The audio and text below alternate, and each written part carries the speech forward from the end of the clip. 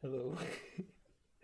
I'm going to make a tutorial on how to do some basic formatting in Word. And this is just to bring everyone up to speed with some tips and tricks for a sweet looking document. So we're going to use the styles to put in headings and the contents page. And then I'm going to show you how to do some equations, so you can get kind of professional looking equations. They look something like this. So your equation sits in there, and how they should be displayed. Equations. I'm also going to show you how to label and caption your figures and tables. I think this could be useful to a lot of people. So without further nonsense, I will go to my face. So the first thing I want to show is the formatting. So in Word, you have these styles. They're in the Home tab. You have a tab, different tabs, with loads of functions. And under the tab you have your ribbon. So what I want to show you is the styles. So this is where all your formatting comes in for headings and things. So let's say heading 1, but then we can have a couple of subheadings. They're going to be, there's another heading 1. You probably want a title. And then let's make this a subtitle. That's quite cool. And one thing, so that's me. I just made all that text because I'd already clicked there. I can go back though. You can Control Z to go back, like most programs, or you can click the arrow. So you can click the arrow forward, click the arrow back, or you can look at your whole history. Let's go back that. So you can go back a few steps at once rather than hitting, Control Z 400 million times.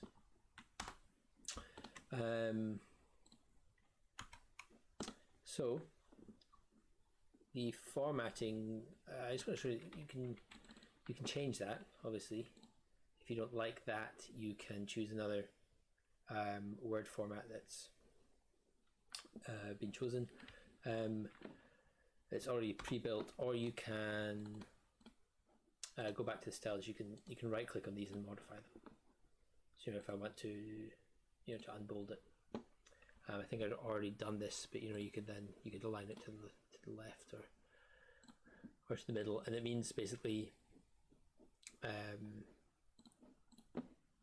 if I do that, well, for headings it's more important, because if I make a heading, modify the headings, and all the headings that I've done selected will get that style. So for example, if I make them black, or maybe I prefer them to black rather than blue. It didn't work. Select heading 1, there it's blue, so I want to make it black. That's cool. And the same for headings 2, I want them to be black as well. So there you go, you can do that. And the cool thing about doing things like that is that when you want to put a table of contents in, if you go to the reference tab, you go to table of contents, and you can insert an automatic table. There's a bunch of different types. You can also get more of them from office.com or wherever. But that brings in an automatic table of contents. And so you can see I've got my heading 1 subheadings. They're indented. They're all on page 1. But I could obviously, I could fill this one up with a few paragraphs, and I'm on to page 2. And then I want another heading. And this one I'm going to make the same. It's going to be that format.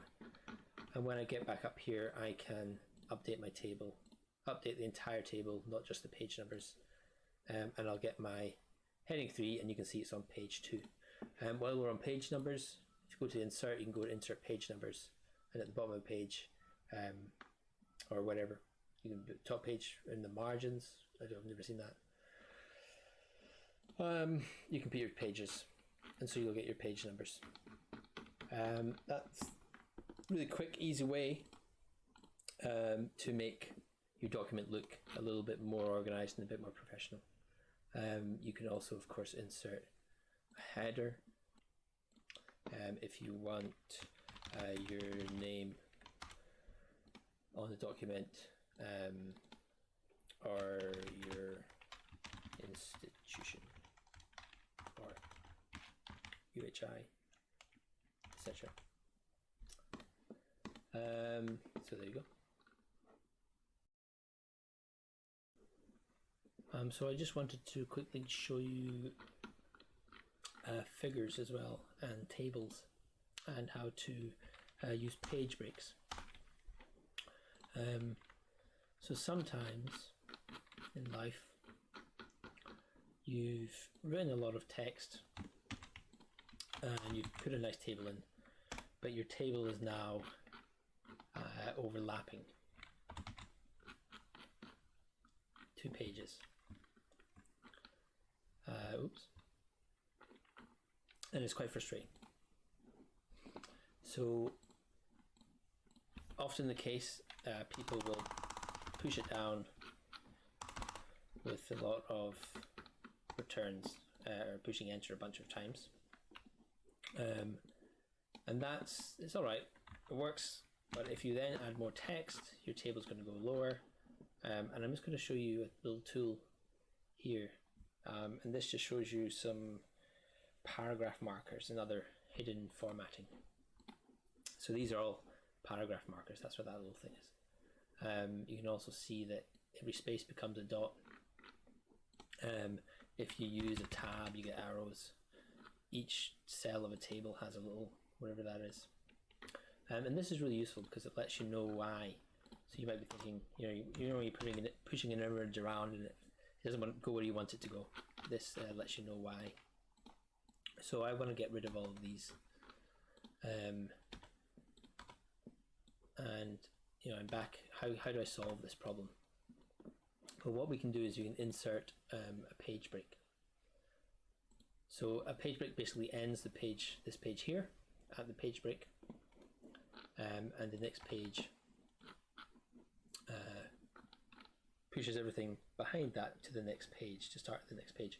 So what's good about this is then I can write another paragraph, and another one, and another one, and no matter how many paragraphs I write, the table will always start on a clean page, and my image that I put in will always stay there, so they won't be split up. So something else that's important is to label all of your images, your tables. And we can do that. We can select the table, and you can use right click. You can insert caption. So we can put caption table 1. Now this is really useful because it'll number them automatically. So table 1, I can then write, let me turn off paragraph tool. Everything turns back to normal. I can write my caption. Explain what this table is and what it's telling us. And that's at the top. For a table, it's at the top. You can do the same for images or other figures. So I'm going to do it below select figure, from drop down, and then below selected item. And something funny has happened here because my picture has jumped up there. I'm not entirely sure why, but I could solve that by let's come back. Maybe sometimes this adding in this line for the figure would push it up. but you can also introduce your figure. And then the other thing I want to show you is, I think I had a page break here, didn't I? There we go. I have a couple of other tables. So if I say I want to put this one in, I can insert that as table 2, but then if I insert one above that,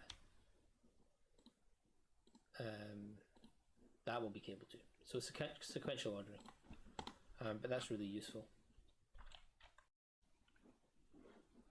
Now the last thing I want to show you is how to put mathematics into Word using the equation tool. So if you go into insert an equation, you can find a lot of built-in equations. So area of a circle, binomial theorem, blah blah blah, lots of other weird and wonderful things. You can search online and find other ones, and you can also insert your own new equation. So I'm going to show you how to do that. You can type anything here, and we'll just use a really simple one, which is well, simple enough, but has some curiosity about it and kind of formatting strangeness. So I'm going to use it for acceleration.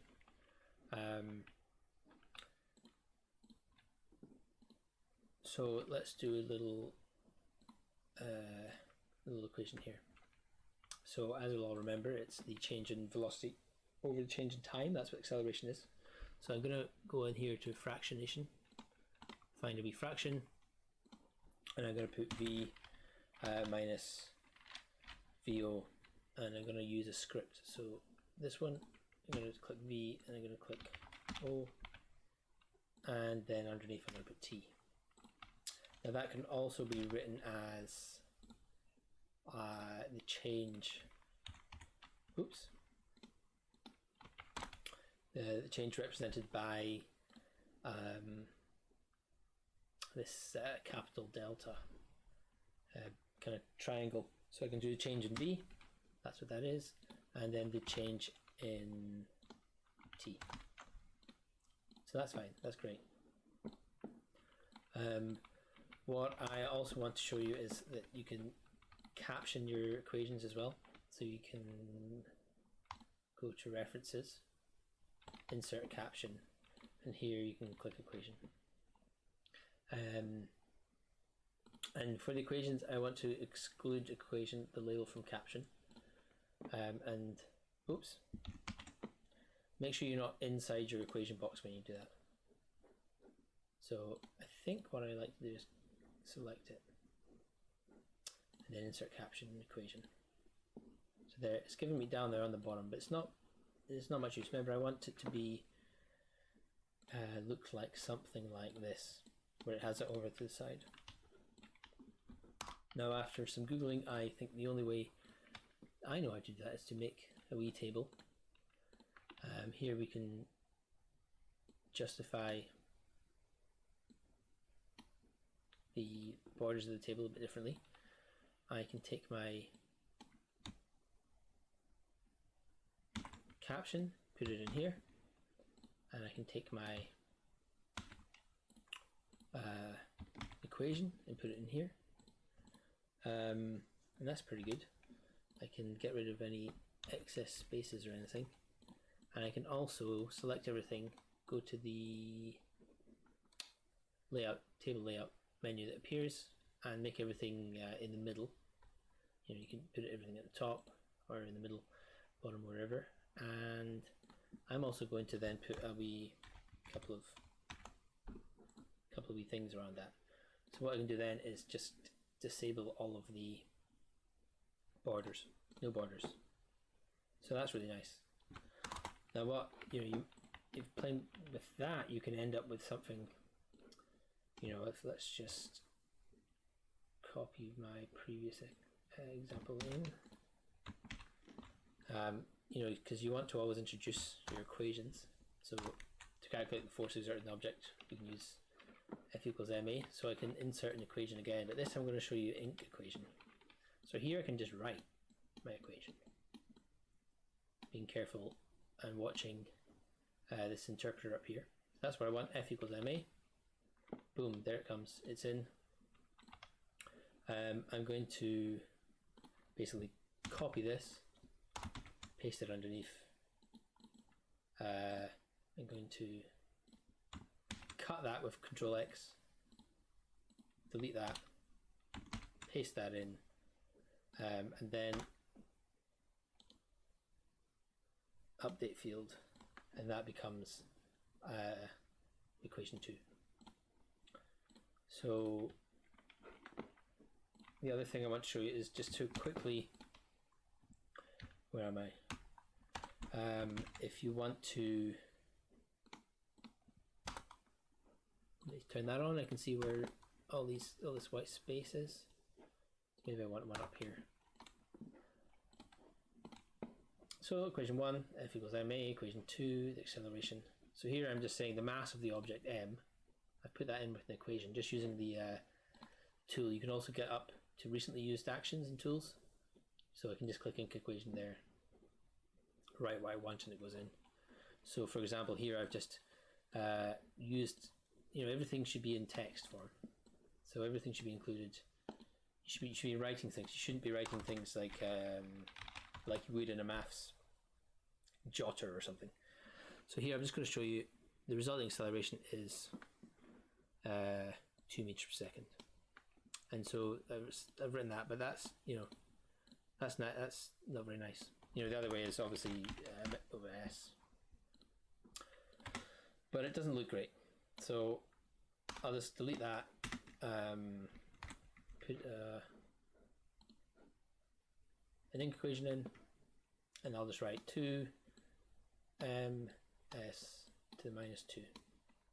Oh yeah, and it's picked even my handwriting up, so that's good.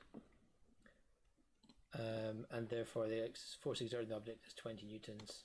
I mean, that looks okay, but I will just do the same. I can write it 20 n. Perfect. And so I think you'll agree that looks a lot better than doing it any other way.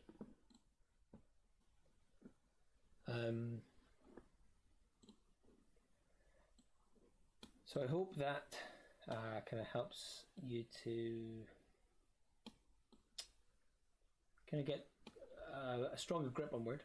There's a lot of kind of, what I'd say, like assumed knowledge when you say to write a report, and just little things like that can make it easier for you, and you can then concentrate on producing really fine written science content rather than messing around with Word. Anyway, happy writing.